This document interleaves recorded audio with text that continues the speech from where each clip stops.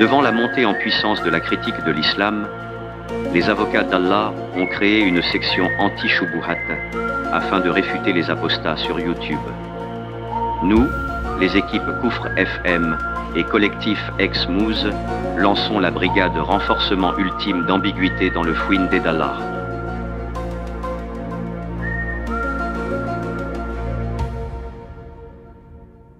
Le 31 décembre 2023, la chaîne YouTube Jésus musulman a décidé de réfuter Majid Oukacha sur l'erreur scientifique du Coran concernant la durée de gestation des femmes enceintes.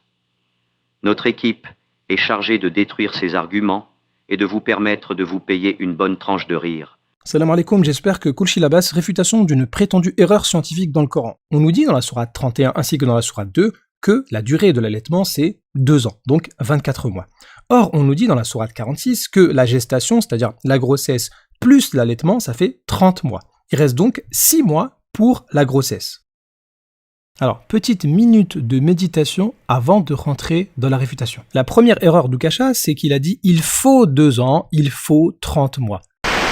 Bon, là je fais une petite pause pour vous dire que j'ai coupé une partie de sa démonstration, tout simplement parce que j'ai décidé d'admettre ce que Jésus musulman va déclarer. C'est-à-dire qu'il ne s'agit pas d'une obligation, mais qu'il s'agit d'une recommandation.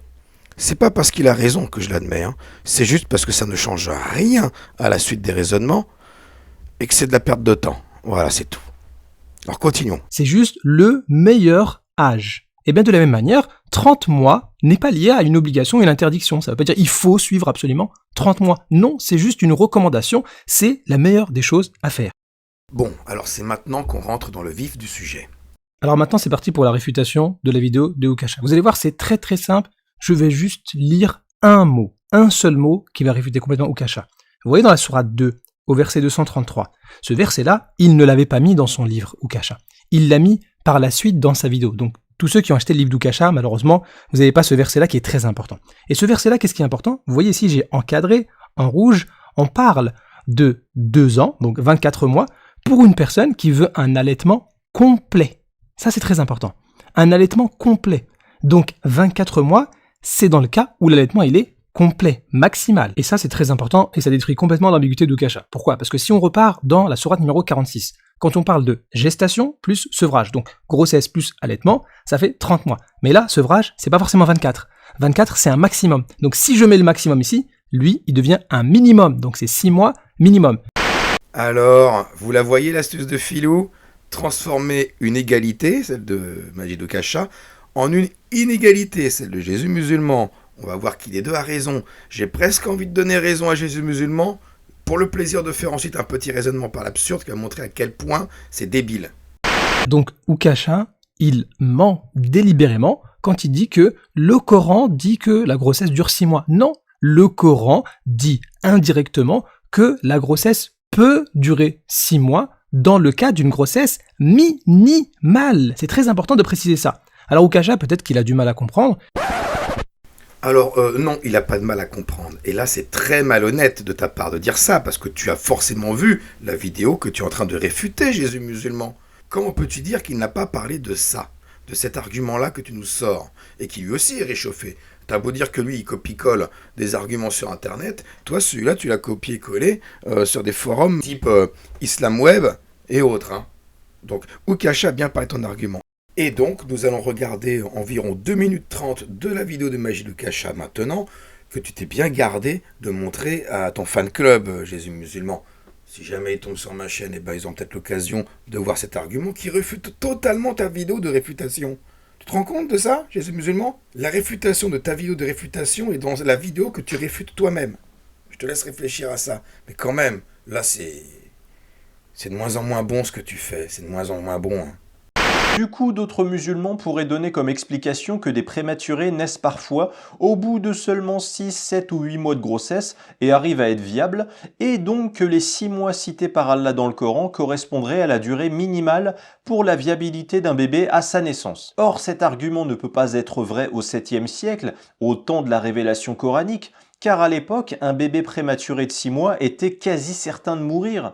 En effet, au temps du prophète Mohammed, il n'y avait pas toute la technologie de notre monde actuel du 21e siècle, avec notre médecine occidentale utilisée dans de nombreux pays dans le monde, et qui permet maintenant de faire survivre la plupart des prématurés extrêmes qui n'ont connu que 6 mois de grossesse, grâce à des inventions d'assistance médicale, comme la couveuse antibactérienne, le tube d'alimentation nasogastrique, des médicaments pour le système sanguin ou le cerveau du prématuré, le lit chauffant adapté à la température du corps du bébé, ou encore les appareils de suivi de l'activité cardiaque. Mais dans le désert du 7e siècle où a été révélé le Coran, que ce soit en Arabie ou même partout ailleurs dans le monde, un bébé qui avait seulement 6 mois de grossesse, il avait quasiment aucune chance de survie. D'ailleurs, pour rappel, selon le calendrier lunaire islamique, 6 mois, ça correspond environ à 177 jours, soit 25 semaines. Or, selon l'Organisation mondiale de la santé, dans les pays actuels du monde les moins riches, donc les moins équipés technologiquement, contrairement aux pays occidentaux, eh bien dans ces pays traditionnels,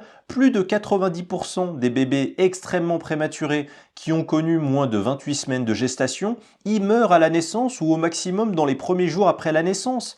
Donc imaginez un bébé ayant eu seulement 25 semaines de gestation dans le ventre de sa mère avant de naître, c'est encore pire que les 28 semaines qui est déjà la limite de l'extrême prématurité. Imaginez ce bébé naître il y a 1300 ans ou 1400 ans dans le Moyen-Âge, dans le désert d'Arabie au 7e siècle, où le caractère rudimentaire des conditions de naissance était bien pire que celui des pays les moins riches du monde actuel où déjà 90% des prématurés inférieurs à 6 mois et demi de gestation meurent. Donc pourquoi dans le Coran Allah donnerait comme durée de grossesse 6 mois alors que cette durée de grossesse au 7e siècle signifie une mort quasi automatique du nouveau-né extrêmement prématuré? Oui, mais alors là, Majidou Kasha, je suis obligé quand même de te présenter la réfutation de Jésus musulman que tu ne tiens pas en compte. Il ne s'agit pas d'une obligation. Il a bien dit. C'est une recommandation. C'est une recommandation de faire mourir plus de 90% des bébés dans le désert d'Arabie. Tu comprends? C'est pas une obligation. Eh oui, attends. Ça cogite, hein, en face. Et mec, c'est des bons, hein. Ça ne tient pas debout. Et au-delà de la question du pourcentage de survie, déjà pourquoi Allah a-t-il estimé que la durée moyenne ou normale de la grossesse chez une femme correspondrait à une durée de 6 mois alors que ces 6 mois de grossesse, c'est un cas statistique rare alors que la majorité des grossesses humaines durent plus près de 9 mois? Eh bien la réponse vient peut-être du fait que le Coran est en réalité une œuvre humaine créée par un esprit humain du 7e siècle dans le désert d'Arabie qui avait sans doute des connaissances en matière d'embryologie qui étaient limitées et parfois même basées sur de fausses croyances. Alors Ukasha, peut-être qu'il a du mal à comprendre, eh bien on va t'expliquer ça mathématiquement. Oh oui, le calcul. Et t'inquiète pas, il n'y a pas besoin d'être un pro en maths pour comprendre ça. C'est niveau collège, chapitre des inéquations. Nous avons G qui est la durée de la grossesse et A qui est la durée de l'allaitement. Donc G plus A égale 30. Donc ça, c'est si on prend sourate 46, verset 15, littéralement. Pas de problème. Donc on va faire moins A des deux côtés. Ça donne donc G égale 30 moins A. D'accord? Ça, c'est important à retenir. La grossesse, c'est 30 moins A. Et ici, l'unité, on parle en mois. Et c'est là que c'est important, A inférieur ou égal à 24, puisque un allaitement complet, c'est 24 mois. Vous vous souvenez, sourate 2, verset 233, le verset qui n'a pas été cité dans le livre de Ukasha. Il l'a mis par la suite dans la vidéo.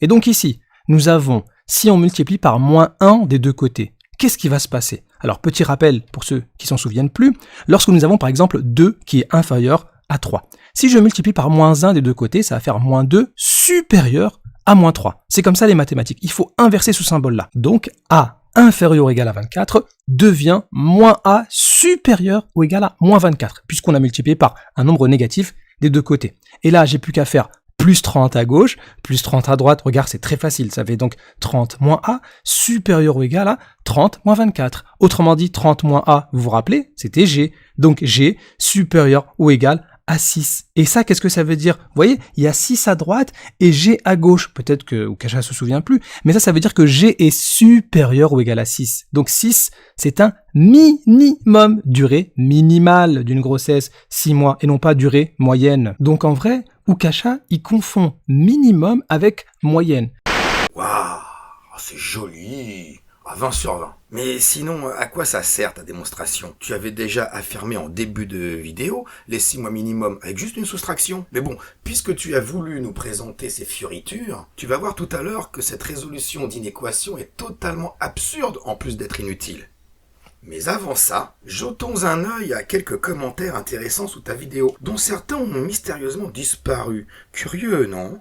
En effet, certains de tes followers te font remarquer que sous 27 semaines, les grands prématurés sont incapables de s'alimenter par eux-mêmes et nécessitent, pour survivre, une intraveineuse ou une sonde dans l'estomac. Ce que confirme la science. Pas des équations mélangeant les mois de grossesse et le sevrage niveau 4e, hein, non. La médecine moderne. Et d'ailleurs, dans ta grande incompétence scientifique, tu as validé le verset du Coran dont parlait Majidou Kasha qui recommande, c'est-à-dire recommander, une relation de 30 mois entre gestation et sevrage. Mais là, tu touches le fond de la science, mon grand. L'OMS et d'autres instituts scientifiques, les CHU, tout le monde. Donc l'OMS, entre autres, recommande bien des périodes d'allaitement, mais sans aucune corrélation entre allaitement et temps de gestation. Ça n'a rien à voir. Pour résumer, outre que tu caches la moitié de la vidéo de Majid qui détruit tes arguments, tu penses que la durée d'allaitement est inversement proportionnelle à la durée de gestation et tu ignores qu'un prématuré de 6 mois ne peut être allaité. Ce qui fout ton calcul G plus A égale 30 de mon cul sur la commode à la poubelle, voire au tout à l'égout de la science et de la plus élémentaire réalité. Mais c'est pas fini. Parce que moi aussi j'ai une petite surprise pour toi. Ah oui, j'ai fait mon petit calcul, comme toi, niveau 4e, tu vas voir. Alors j'y utilise des données que tu n'as pas prises en compte. Voilà. Alors les données que tu n'as pas prises en compte, pour commencer, tu n'es pas sans ignorer, cher JM, que si tu donnes une période minimale de 6 mois à la grossesse, la période maximale n'est pas très claire en islam. Selon les Hanafites, elle serait de 2 ans, pour les Shaféites et Hanbalites de 4 ans, et pour les Malékites entre 4 et 5 ans. Je montre une ou deux captures d'écran de sources que j'ai trouvées sur Internet. Pour ceux qui souhaitent des sources, vous faites une capture d'écran vous-même. Mais vous inquiétez pas, Jésus musulman connaît très bien ses sources, et connaît très bien le fiqh, la jurisprudence islamique, qui confirme ce que je viens de dire. À lui de me réfuter s'il le souhaite. Alors, on va commencer mon petit calcul niveau 4e. Je commence comme toi, Jésus. Avec G plus A égale 30, j'en déduis que A égale 30 moins G. Comme G, selon 3 écoles sur 4 sunnites, est supérieur ou égal à 4 ans, j'ai écrit que G est supérieur ou égal à 48 mois. Tu as bien expliqué tout à l'heure qu'en multipliant par moins 1, on inverse le signe de l'inégalité, et ainsi, moins G est inférieur ou égal à moins 48. En ajoutant 30 dans chaque membre de l'égalité, et en rappelant que A égale 30 moins G, on en déduit mathématiquement que A est inférieur à moins 18. Moins 18 mois d'allaitement, c'est une valeur négative. Avec ton raisonnement et le fiqh sunnite, on obtient une durée d'allaitement de moins 18 mois. Pour terminer cette vidéo, ma question pour toi est celle-ci. Dans ce cas précis, est-ce au bébé d'allaiter sa mère durant 18 mois? J'attends ta réponse, Jésus musulman. Réponds-moi. Réponds-moi.